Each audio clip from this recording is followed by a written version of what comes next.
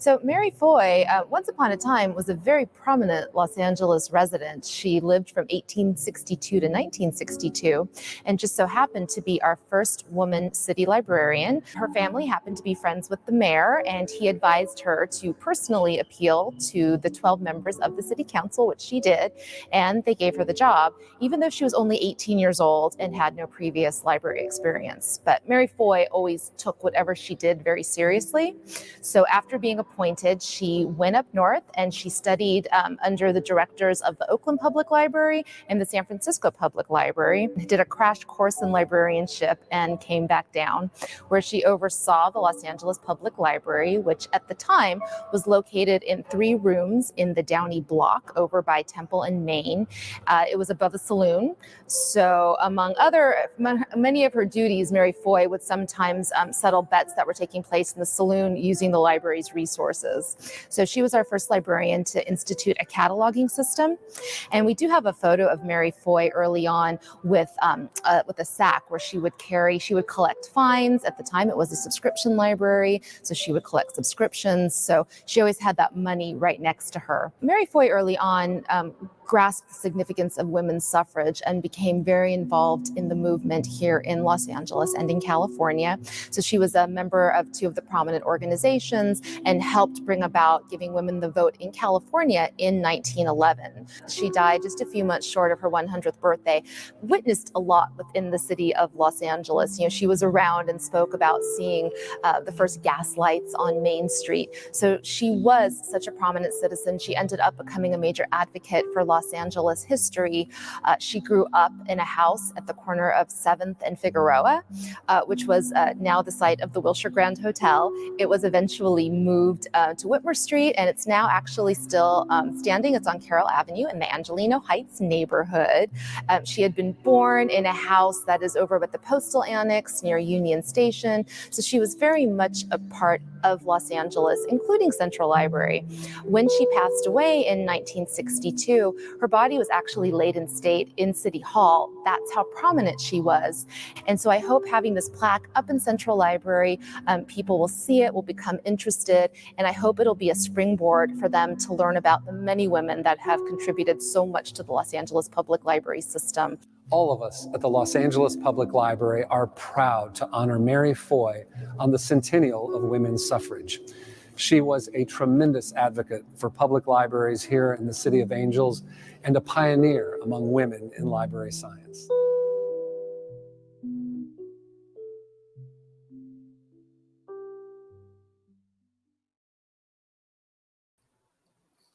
Good afternoon.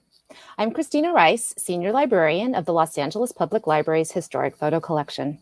Thank you for joining us as we commemorate the centennial of the ratification of the 19th Amendment, when women across the country earned a constitutional right to vote, in theory, if not always in practice. Originally, we had a slate of suffrage programming planned throughout the summer, which unfortunately did not translate to the virtual realm, but we hope to revisit some of those plans when our library buildings are safe gathering places once more. But we are pleased the installation of the Mary Foy plaque in Central Library's rotunda was able to move forward, and that we're able to be here today for a virtual unveiling and a celebration of Foy's dedication to the suffrage movement, as well as her contributions to the Los Angeles Public Library as our first woman city librarian. My daughter wanted me to wear this Votes for Women sash that we had made as part of a Girl Scout patch program. So I didn't want to wear it the entire program, but as a shout out to my daughter, here is the sash that we made. And so now I would like to turn it over to our presenter today, who is Victoria Bernal, a chronicler, public historian, researcher, and writer who specializes in women's history in Los Angeles. Having worked with a variety of local history organizations, Victoria founded the @LA History Twitter project in 2009 to raise awareness about the Los Angeles history community. If you're not already following LA History on Twitter, I recommend it, and she's a wonderful advocate for our photo collection. Her articles about Los Angeles history have appeared on such sites as KCET, Curbed LA, California Historical Society, LAist, and KCRW.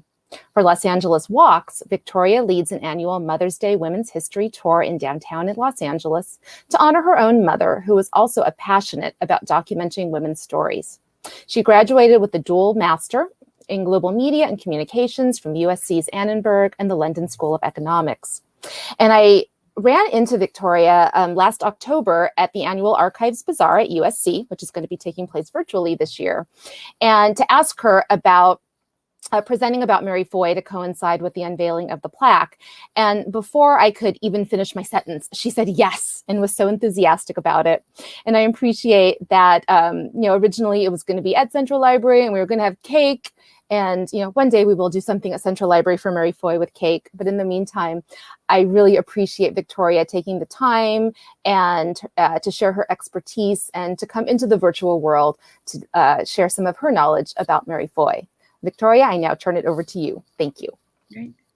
Well, hello, good afternoon. Thank you for that lovely introduction. I'm excited and honored to be talking about Mary Foy on the centennial that coincides with the plaque. I just keep thinking about what she must be thinking, what she, if she could only walk into that rotunda and see that plaque. I've been researching Mary Foy for a long while. As I've been inspired by her passion for documenting LA history and then her unwavering commitment to suffrage, especially in California. As part of my annual women's history tour that I do, I have these masks. So it's going to sound a bit kooky, but it's my way to connect. We've got Estelle Lawton Lindsay here. She was the first woman to be city councilwoman in 1915. Miriam Matthews, California's first African-American librarian, Carolyn Severance, and of course, Mary Foy.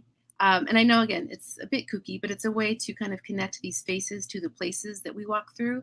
And oftentimes I learn that people know the names, but they may not know the faces, and then connect the faces to the places.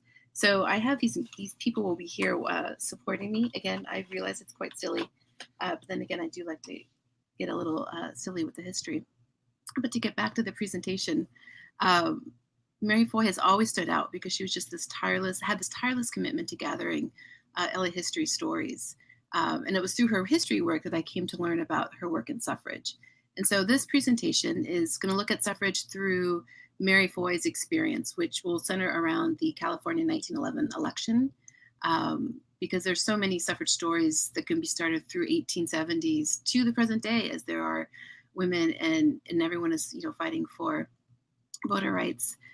So this is just a small sampling. This page comes from the LA Herald, and I have it to explain this, again, a small sample of the women working for suffrage, though it's not comprehensive by any means. First, this page doesn't include any of the African-American club women who were advocating for suffrage at the time. Also in my presentation, I don't really get into the WCTU, which was the Women's Christian Temperance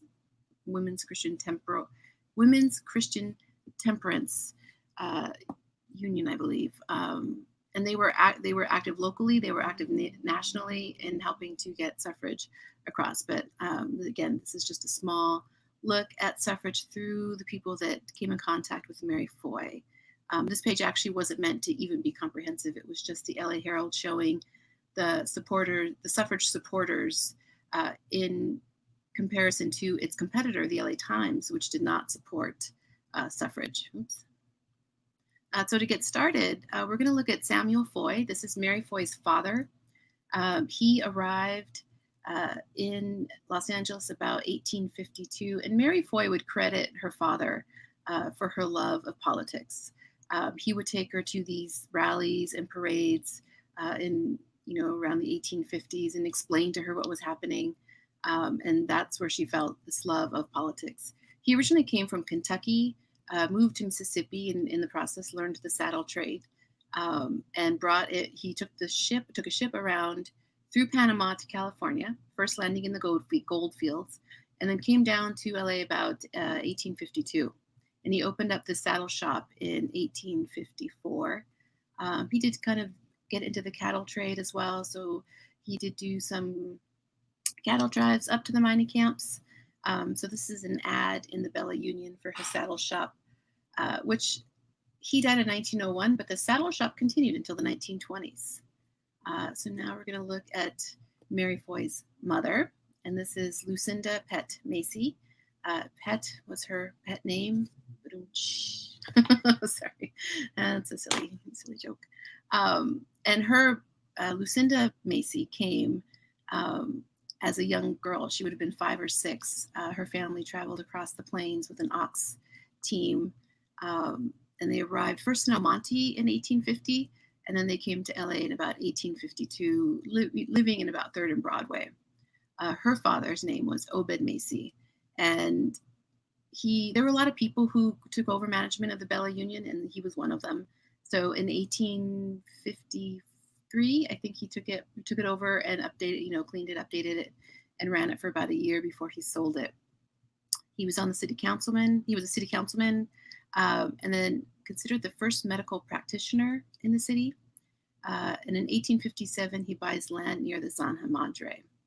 And then his daughter is Lucinda Macy, and he was known for being a good storyteller and used to talk about the good old days. She was active in the LA County Pioneer Society and the Old Lang Syne Club. Again, it's, this is Mary Foy's mother talking about the history of Los Angeles. So you can see where Mary Foy gets it. She marries Samuel Foy in October 1860. And apparently there was a lot of sparkling California wine at the wedding ceremony. This was a mention in the Los Angeles Star at the time. And where she was living, this is a map showing Los Angeles near the plaza about 1870s. And right here is where her mother lived. Obed Macy bought the property in 1857, but died also in 1857. So when Mary Foy was born on July 13th, 1862, she was born in her grandmother's house, which would have been this area. It was a residence, and it was also a bathhouse.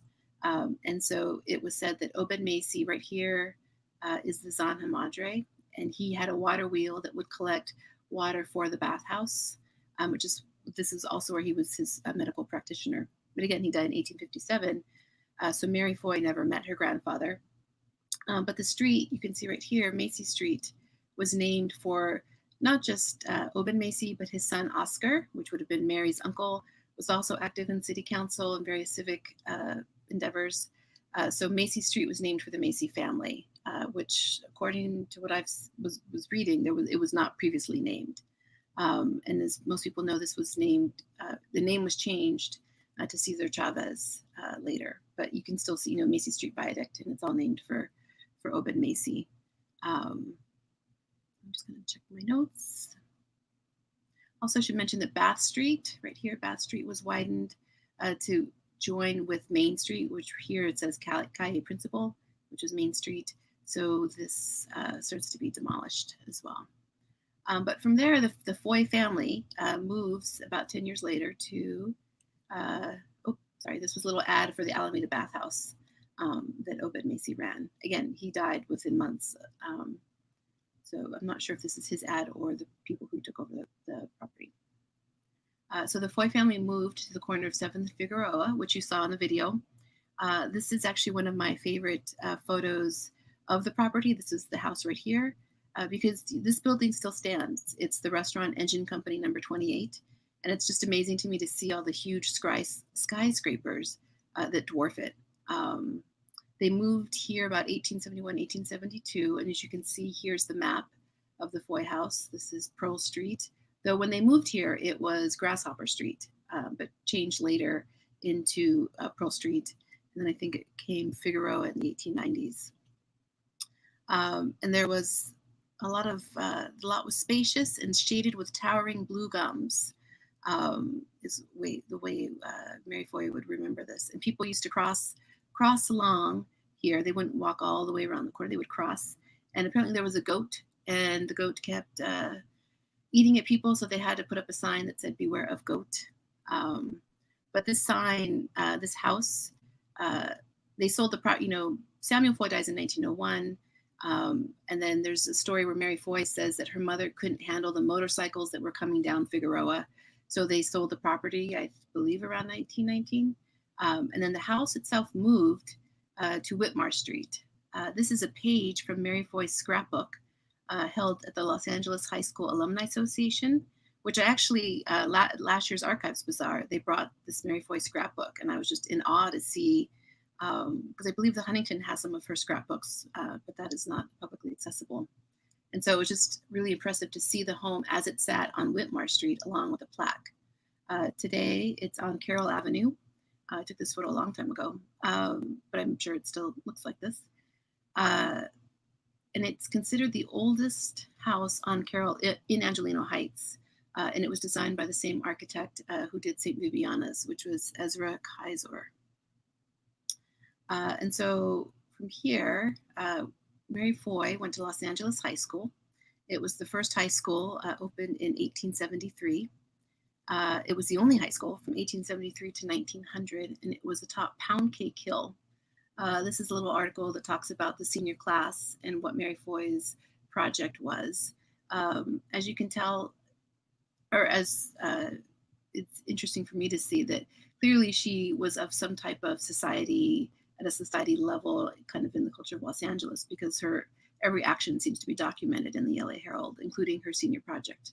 Of course, there were only a few of the seniors, so there was opportunity to kind of talk about this high school. She graduated in '79 and was part of the Calico class, which was considered, I guess, for an economic downturn, and there wasn't a lot of money for finery of dresses, so they had to make their dresses out of the calico material that was easily accessible. She was considered a popular member of the city's younger set. She was always a leader from the time she put her hair up and wore a long dress. This is currently the site of the Claridge Shortridge Foltz building. You can see here in the map, this is Los Angeles High School right here. This is Temple right here. 4th Street became Broadway. And so the Clara Shortridge Foltz building, if you've ever done jury duty recently, if you go outside in one of the pillars, there's this plaque that notes that this is the site of Los Angeles High School.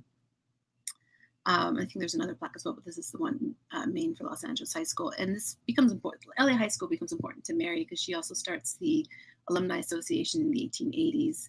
She comes back to teach here later. But after high school is when she becomes the city librarian. And as you heard in the video, she was 18. I don't know if I can go back to the, I forgot to, hold on. Pardon this. To go back here to the map, when Mary Foy becomes the librarian, she talked about how she crossed the street to the mayor. Well, this is the mayor. He lived right here, James Hoberman, I believe his name was. And she just walked right across the street.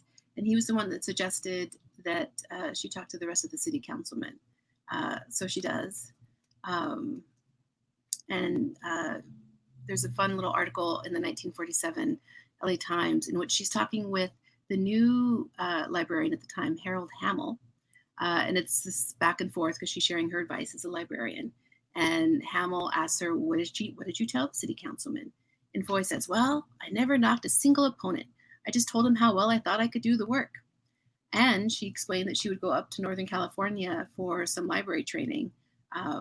And one of the things that's important to know is when she goes up to Oakland, she meets with Ina Colbreth, who was an Oakland librarian.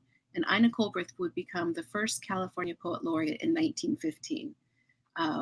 But when she was in high school, Ina Colbreth was in Los Angeles. In fact, the Los Angeles Star published some of her first poetry as a teenager. And so Ina Colbreth, who Jack London would credit, either he called her his mentor, he thanked her for kind of showing him, and she was instrumental in his writing career. But Ina Colbreth, because she was in Los Angeles in the 1850s, she was friends with Mary Foy's mom. So, Mary Foy has access to this network of, just these kind of California pioneers that she's able to tap into and to get some of that training. She did meet with others in Northern California as well, but I just love that story. And also, side note about Ina Colbreth, that was not her original name. Her original name was Josephine Smith because she was the niece to Joseph Smith, founder of the Mormon movement, and her family moved to Los Angeles to get away of the Mormon community. And then Ina changes her name to Ina Colbreth. Anyway, that's just a random little bit of history. But I love the story of Mary Foy as a librarian when she's on the second floor of the Downey Block. Second floor, and the stories of, as she would say, stimulated gentlemen, which I'm going to use that as a euphemism going forward, who would just storm into the library and have her settle bets. She was also annoyed by the habitual chess players who kept cluttering up her reading room. One story that gets told a lot is there was a young man who kept coming in and checking out this really huge book about water and power development. And then she says, and it turned out to be Bill Mulholland, or William Mulholland, as I know him. And then there's some stories about her talking about this bag in which it was where she collected fines, it's where dues went. And sometimes there were tourists who would come into the library and she would ensure they could check out books, but they would have to leave a deposit that was just as much as the book itself. And so she used to say that a good deal went into that little pouch. She was not reappointed in 1884. So she then went to, here's a little bit of the Times looking at her work in 1948 about what she was doing on September 16th, 1883. It's a cute little factoid. After she was the public librarian, she went back to school, and this was the normal school. This was a teaching college. And you can see this is current, I like that we're doing this for the talk for the library because it's the current site of the LA Public Library. As you can see in this map right here, this is the normal school. Here's the Foy house. And, this is Grand, and this is 5th Street, which did not go all the way through yet. And then this was a class, and this is a photo from the USC Libraries from the 1884. She went to the normal school in 1884. So I keep looking in that picture, wondering if this is Mary Foy, or maybe it's taken, just before she gets there. But either way, these are how the students and the teachers would have looked had she, when she was there at the time. And a former student, she would go on to teaching, and from the 1880s, 1890s, she taught elementary school. She became a principal. She got transferred back to Los Angeles High School, where she taught English. And a former student remembered her. You were young, full of life, vigor, and blessed with an enthusiastic nature that your pupils loved. So apparently she was also a beloved teacher as well. And then she does take some sabbaticals where she goes to DC for an NEA conference. She goes to London with her sister. She comes back about 1900, comes back to teaching at LA High School. Her father dies in 1901, so she has to step back from teaching to kind of help with the family finances. And so now if we fast forward back to 1911 and look at suffragist Mary Foy, that by the time of California's suffrage campaign in 1911, it kind of surprised people because they were not expecting it. There had been a campaign in 1896 that had failed. There was an amendment on the ballot that did not win. And by the time that progressive Republican Hiram Johnson swept into office along with his administration, suffragists were able to kind of take advantage of that opportunity and get an amendment. They were able to kind of lobby the state legislators and ask the question to the voters, and that was Proposition 4. And they had 9 months to campaign. And so for Mary Foy, she served as secretary for the Votes of Women, vice president for the Political Equity League. She was giving speeches, she was coordinating events, managing precincts, passing out material, traveling out to all parts of Los Angeles County, from the Soldiers' Home in Sawtell to the Pomona's Women's Group to San Diego. One of my favorite little stories is this one in the center, in which they are going to do a straw vote at Washington Park during a baseball game. And Mary Foy is going to represent the pro-suffrage, and there was a representative for the anti-suffrage. But Mary Foy brought a group of attractive young women to pass out literature to people in the stands, men in the stands. And not surprisingly, they voted 1,000 to 74, 780 against. But what's fun is that when the LA Times reported this, the anti-suffrage LA Times, it had to acquiesce that Mary Foy was the manager superb and the boss par excellence. And you just kind of find these descriptions of Mary Foy throughout these newspaper accounts. At a suffrage meeting in the LA Herald, called her the I'm struggling with this word. I'm going to say a tireless worker in the cause of women's suffrage. A San Diego newspaper called her one of the best known and influential suffragists of Los Angeles. She delivered speeches with telling force, and she incorporated much humor and much reason in her talks. And as you can see in this first one, California won the right to vote in 1911, but still nationally, the national suffrage movement hadn't won yet.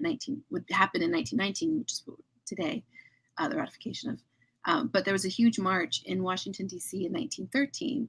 And this first article right here explains how how she represented California in that march as well. So now I'm going to move to, this is Maria Guadalupe Evangelina de Lopez. If you're looking for her in the archives, it's often Maria, capital G, capital E, de Lopez, or Maria de Lopez de Lothar, which would be her married name. And she was colleagues with Mary Foy. She also went to the normal school. She also taught at Los Angeles High School. She taught Spanish. Her family was in California before statehood. She kind of in the San Gabriel area. There's the Lopez Adobe in San Gabriel that's connected to her family, which she moves into later in the 1920s. But she's known for doing the translating of suffrage materials into Spanish. And so you can see that's one of her materials in the center, along with some of her suffrage work in the San Gabriel Valley. She was president of the College Equal Suffrage League, as well as being a member of the Votes for Women. And oftentimes Mary Foy and Maria would be doing talks together. And there's a rally that happens near Alvera Street at the plaza where she's speaking Spanish as part of the suffrage talk. But one of my favorite stories about Maria de Lopez happens after suffrage. She goes back to teaching. And then during World War I, she, as many women wanted to help with the war effort, but she actually signed up to work for the American Women's Hospital in Europe. And so she flies over to Europe, but there's a delay. And so she has to, while she's waiting for the American forces, she helps the French hospital that's kind of turned a chateau into a ad hoc hospital. And there's a lot of German fire overnight, and she and 3 other American women work through the night helping the wounded soldiers. So she gets cited from the French government for her bravery. But she came back to Los Angeles. She taught at UCLA, did also some translating for kind of early California documents. And she marries a professor at Occidental, that's how her last name is Lothar. But yeah, she's just a really interesting character who was colleagues with Mary Foy. Another one, and this is Carolyn Severance, who is she was the elder stateswoman of California suffrage, the suffrage movement, because she had co-founded the American Women's Suffrage Association in the East Coast with Lucy Stone. She moves out to Los Angeles about 1875 and is committed to, she starts the first women's club shortly after, I think 1878. But she's also, and even though suffrage is happening across the country in the 1870s, according to her biographer, she is not as interested in joining up with what's happening in Los Angeles. So she does send reports back to the East Coast saying that there are a lot of women interested. There's not been a cohesive organization yet started. And she herself keeps crisscrossing between Los Angeles and the East Coast. So she starts the Women's Club here in the 1870s, but it falters when she leaves, but then she comes back and starts another one. And it doesn't really take root until about 1891. And here's the Friday Morning Club, which is what she started. She started the Friday Morning Club in 1891, and it grew to be one of the more popular women's clubs in the city, with several thousand members by the 1920s. And the Friday Morning Club was they vigorously campaigned for suffrage in 1911, so much so that Out West magazine at the time said the organization could be suffering from dry rot because its only focus was politics and suffrage. But Caroline Severance had, for her, women's clubs and suffrage were connected. There's a great quote that I like. I can find it. Because this is it. She had a long-range objective to nurture civic activism in women in an effort to further justify their claim to equal suffrage. And at the time of the 1911 election, she was the center of attention. She was the oldest, she had been one of the original pioneer suffragists. She was, I think, in her 90s. And so the LA Herald talked about how she must have been the happiest woman in Los Angeles, and that she thought it should be made a national holiday. And so I also thinking about her as we're celebrating this anniversary today, because she just had this decades of work in the suffrage movement. And she often credited the success of California suffrage to the women's clubs as well. And so she did know Mary Foy. They, worked together. She had kind words to say about Mary Foy's work. And also this next woman, this is Clara Shortridge Foltz. And the two of them, Mary Foy and Clara Shortridge Foltz, as Caroline Severance, they were a powerhouse, as they were a formidable duo. Clara Shortridge Foltz is known as being the first woman lawyer in California.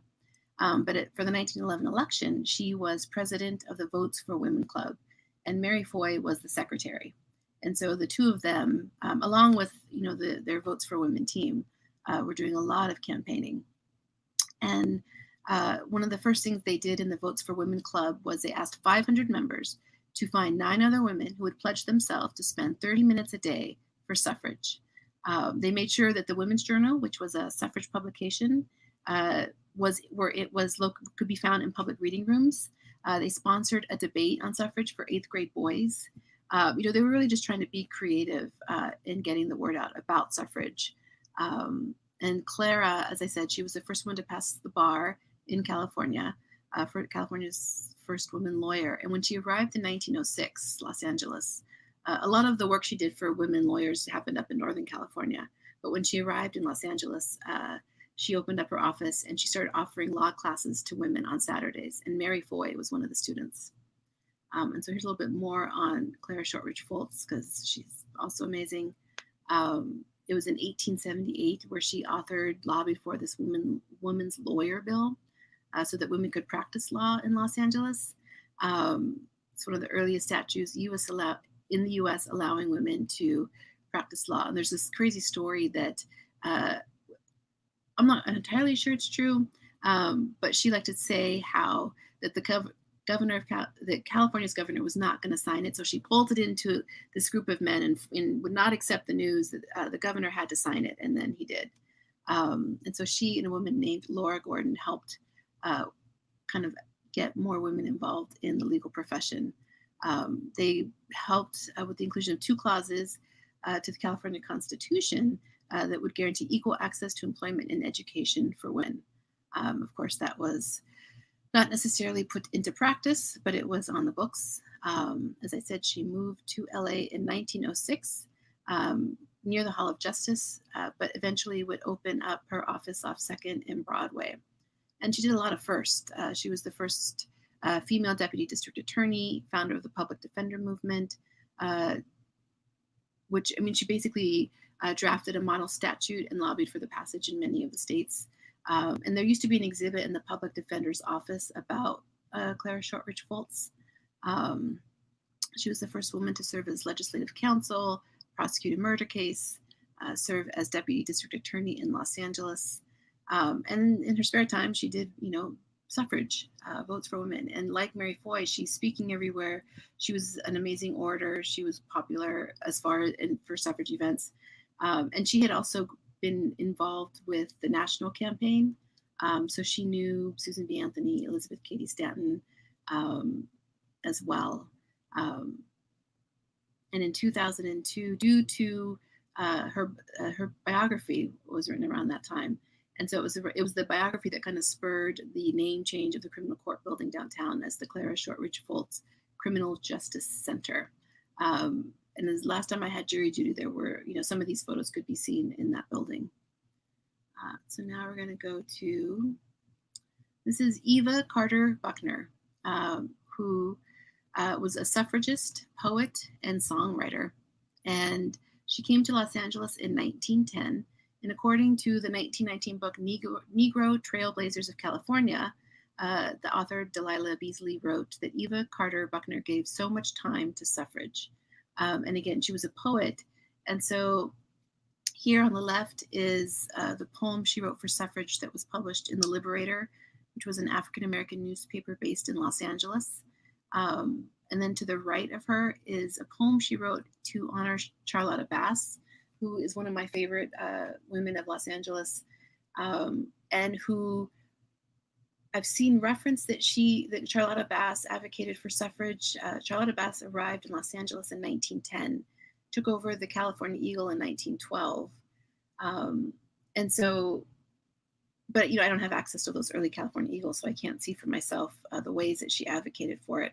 But that she was, she advocated for social justice throughout Los Angeles. And one of the things about Mary Foy is that she was kind of given this name, Miss Los Angeles. Well, and I think that applies to Charlotta Bass as well. And then the far right poem is the poem that was used for the California Association of Colored Women's Clubs, which was the umbrella organization to the colored women's clubs throughout the state. And they used one of Eva Carter Buckner's poems as the state ode, and which was published in every kind of annual bulletin, from the 20s, 30s into the 40s. And Eva Carter Buckner she was the chair of suffrage for the California State Federation of Colored Women's Clubs. And after suffrage, she continued to be a poet speaker for Emancipation Day celebrations, and she had poems about Lincoln, Frederick Douglass. And the California Eagle continued to publish her poems through the 40s. And I believe she died in 1946. And speaking of the Liberator, this one is J.L. Edmonds, publisher of the Liberator. And I'm including this especially because the LA Public Library digitized this as one of the projects. And it's an amazing resource of African-American life, turn of the century. J.L. Edmonds came out for suffrage in his publication, as you can see here. And he claims that he was the only, I think the text says, he was the only Negro paper in the state that came out for the amendment. And he included events that Mary Foy attended. This is Mary Foy speaking in 1912 at Lyceum. And it's just, like I said, this is an amazing resource to kind of read about turn of the century Los Angeles. I'm going to get to Tessa Kelso, who was a librarian. As the LA Public Library's James Sherman wrote, Tessa was certainly one of the most openly concerned with equal rights for women and least concerned with conventional practice in either libraries or society. She was active in making the library collections accessible to the public, abolished membership fees, advocated for open stacks. I feel I have a special connection with Tessa Kelso because I played her in the LA Public Library's video portraits project, because she was just amazing. And so I couldn't find any direct connections between her work and suffrage, but she did fight for women's equality. And this is one of my favorite articles about her in the LA Herald, which she goes to the East Coast for a conference, and the people in Massachusetts just can't get over how much Angelenos read. And so she finds herself having to defend them. She was quickly invited, when she arrived, she was quickly invited by Carolyn Severance into the Friday Morning Club. So she was taken under the wing of the formidable suffrage Caroline Severance. And she also started historic preservation. She organized the Association for the Preservation of the Missions, which Charles Lummis thanked her for her work. So she was one of the early proponents of saving that as well. Now I'm going to go to Frances Noel, because before we've been talking about a lot of club women, middle class, upper class women, and Frances Noel was really instrumental in helping the working women. She started the let me get the name right, the Wage Earners Suffrage League in Los Angeles to support, to kind of connect suffrage with labor issues. And she was really creative in her campaigning. She was seen riding horseback with a huge Votes for Women sign behind her. She would stand outside bars. Her and the wage earning women suffrage league would stand out bars to kind of catch men and talk about some of the reasons they should support suffrage. In 1911, she organized the Women's Conference of Los Angeles County. And the goal for her was to bring these middle class club women together with the working class so that they kind of could work together for suffrage. And I think there were 6 labor groups who were started. And it's, she plays an instrumental role in getting suffrage passed, because once labor and the unions support suffrage, that's a big hurdle to overcome in getting more of the men to vote for it. And I think I have this is one of the things I've been tweeting about, is the fact that women weren't allowed to give political speeches about suffrage in city parks. And this is one of her, ways trying to be creative around it. Well, they're not going to give speeches, but they're going to sing. If they can sing these hymns, does that count as a political speech? And there were some of the more established suffragists who felt she was pushing the envelope about what's allowed when you're advocating for suffrage. For instance, you shouldn't be talking to strange men on the streets. But she didn't care. It was about getting the message across, because through suffrage, could women help improve their working conditions, was her goal. And I'm going to quote a historian who wrote about her, Sherry Katz, who wrote that Frances Noel's major goal during her years of organizing was to improve the position of the working class woman in American society. And so this is looking at suffrage a year after women won the vote. This is looking at what has accomplished in the year. Proposition 4 was narrowly approved, and I'm going to do a little animation of close-ups of what some of the people have said. So Proposition 4 was narrowly approved by California voters with 50.7% support. San Francisco County had the lowest support with 38%. Rural counties voted heavily in favor of suffrage, and LA voters voted 27,400 to 22,200. And it was considered they helped offset the anti-suffrage in San Francisco and Alameda counties. And so this is just some of the close-ups of that article about what they've accomplished through a year of women's suffrage.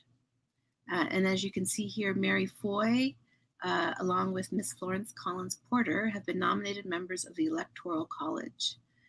In the recent book by Ellen Dubois about suffrage, she wrote, "The newly enfranchised California women immediately advanced a series of state measures promoting a minimum wage and maximum hours of working women, as well as support for single mothers and teachers' pensions." And so that was some of the immediate stuff that happened after women won the vote in California. Once the suffrage campaign is over, Mary Foy dives into politics. She was always a Democrat because her father was a Democrat. She was the first woman to participate in National Party Committee meeting. She gets sent, it's appropriate that we're talking during the Democratic Convention, because in 1916 she was sent to the Democratic Convention. As you can see here on the right, talks about her experience. She reports back that the suffrage plank was the only one the women could expect at the time, according to Ms. Foy. Heads of both the Democratic and Republican parties did not wish to make suffrage an issue of this campaign. They are concerned with such heavy responsibilities just now that they wish to avoid the issue. And the plank on the subject of suffrage was about the best that could be done. And so she continues working through the 30s on the Democratic campaign. She even ran for a candidate for Congress in the 15th Congressional District in 1934. She was the only woman among 11 Democrats, and she came in 4th in the primary. Also in the same year, she was state chairman of the Women's Committee for the Democratic ticket. And by the time she's 95, she is honored as Democratic Woman of the Year for just her lifelong commitment to the party. And so now I'm going to segue into a little bit of her history. She was passionate about LA history. With her family's arrival in the early 1850s, they had been a part of Los Angeles since its beginnings as an American city. So she did a lot of work to document those pioneer stories, save local landmarks, attend groundbreakings, and laying of cornerstones.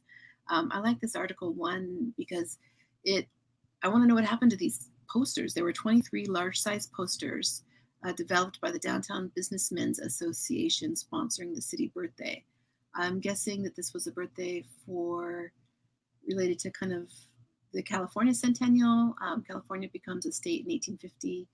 Los Angeles becomes an American city also in 1850.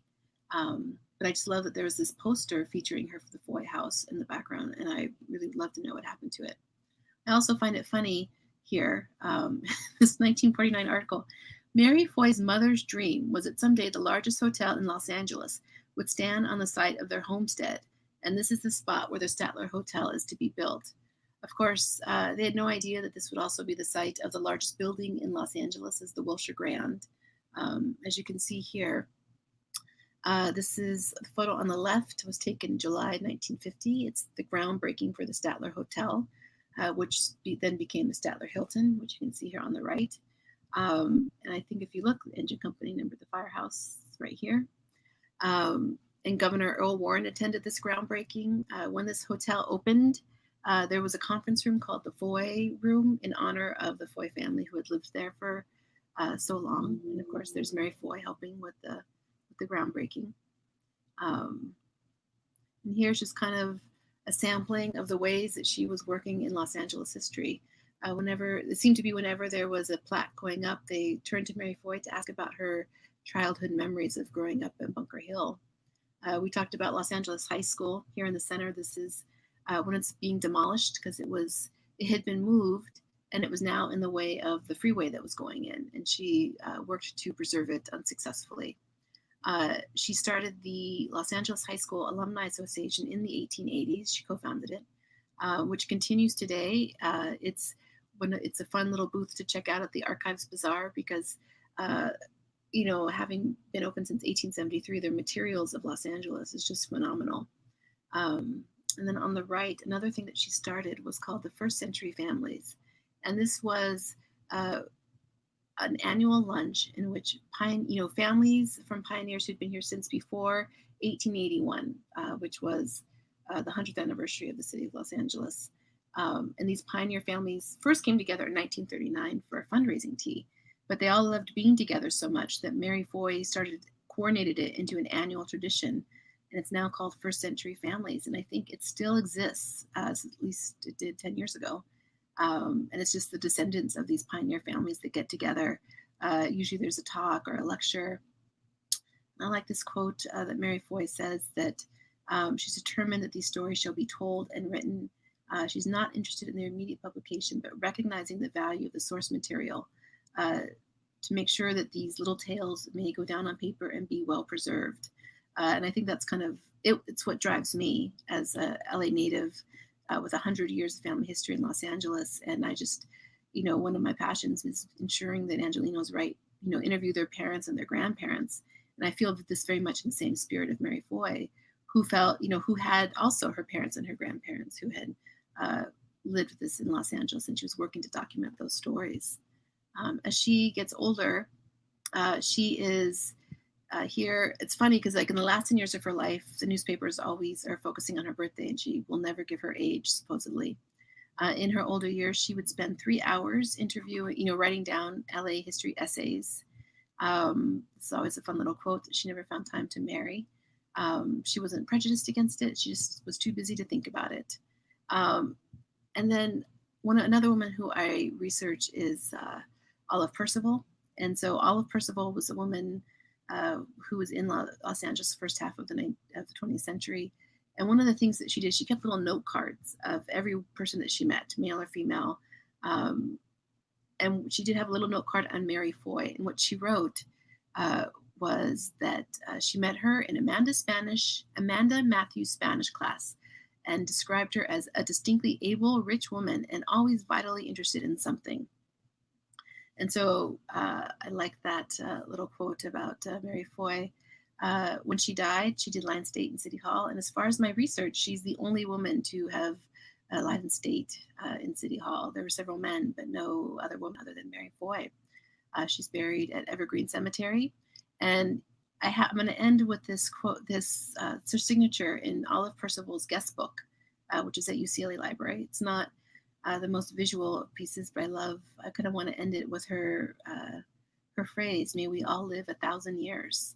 And with her history, hopefully some of that will help. Thank you.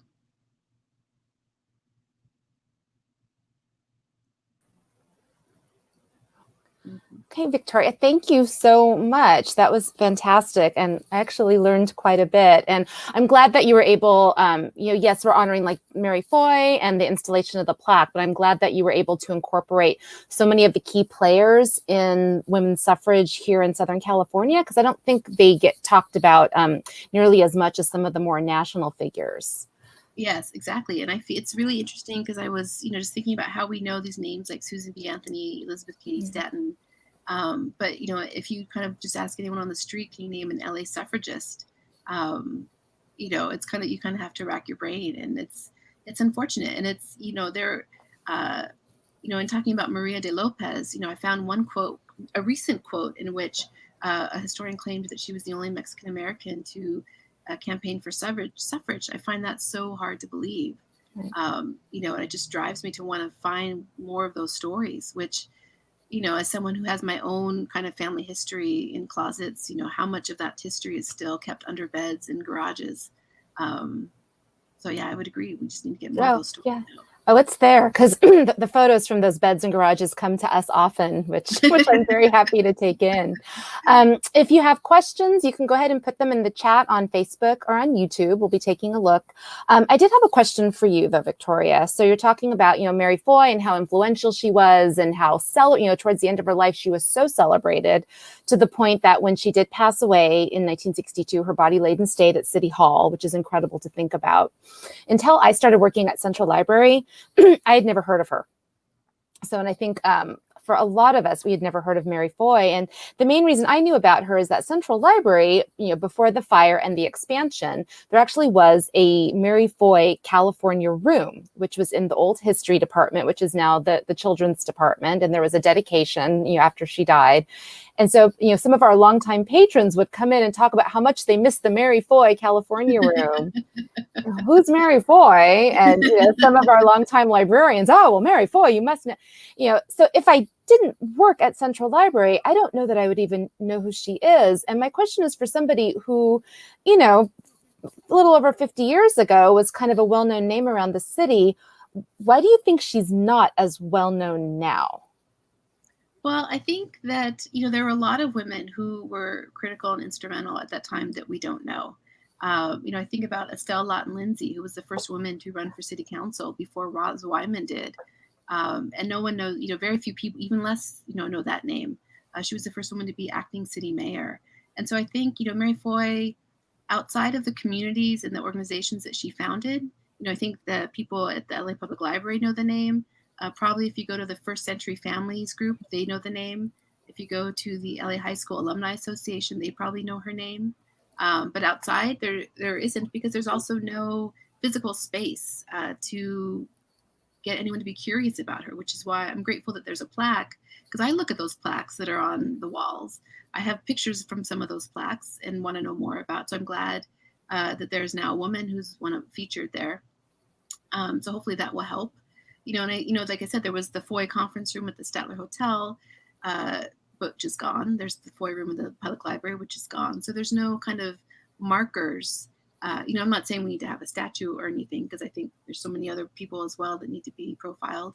But it's just, there's no physical thing to there's no reason why somebody would be interested unless you're just reading through these old newspaper articles. But, there's so many women. I would love for us to know more of these suffrage names. I would love, trying to research the colored women's clubs when the archive is in Oakland as a challenge. And that was actually started by Eliza Wardner, who was from Los Angeles in 1906. They would go up to Oakland to have their meetings, but she was from LA, and the beginning leadership of the California State Association of Colored Women's Clubs was in Southern California, because the second president was Catherine Tillman. And again, no one, very few people know these names now. So I don't know if it's specifically about her or just trying to get the message out to kind of a lot of these women. In which, as you're talking about that, it occurs to me a lot of a lot of the women are not represented in our photo collection, or minimally represented in our photo collection, because we just don't have the photos. Right. So somebody like Roz Wyman, who I think a lot of people still recognize, and I think a lot of people mistakenly think was our first woman council person, Yeah. She got a lot of coverage in the newspapers and was instrumental in bringing the Dodgers to Los Angeles. And for us, we have the Herald Examiner newspaper and the Valley Times. And so there's lots of photos of her, and we've digitized them. And so her name comes up. But newspapers, definitely for the Los Angeles area, didn't start saving photos until like the mid to late 20s. So after that coverage of the suffrage movement, so we just don't have photos. And so I wonder if that's, so I think now that you kind of bring that up, a lot of these names aren't kind of rising to the surface, even through digitization, because we just don't have, we have the newspapers, but not necessarily the photos. And then one of the questions I had, and it looks like she might have, oh no, she might have frozen. Are you there, Victoria? We had this problem yesterday where her computer froze. I am super happy that it froze at the end of her presentation, though, and not in the middle. And Maria Novoa is asking, the face mask you showed earlier would make for terrific t-shirts. Will that be a possibility? So we will follow up with her about that, because I agree that that would be fantastic. And I hope once we're able to gather again, we can go take Victoria's tour. And then I hope everybody will be able to come, into the rotunda when the library is open once again. I'm happy that our Mary Foy plaque is actually positioned near the elevator, so it's not in one of the far corners of the rotunda. So I hope you'll come visit, and I hope we can have cake and celebrate once we're back at Central Library again. But in the meantime, thank you for joining us virtually. Visit lapl.org to see all of the wonderful resources that we have. Go to tessa.lapl.org, named after Tessa Kelso, who you know now, and you can see our digital collections, including many of the photos that we have at Mary Foy. And so at this point, I want to thank you again for joining us, and we will see you online. Please, any other questions you have, you can put into the chat and we'll take a look, and we'll see you soon. Thank you so much and have a wonderful day.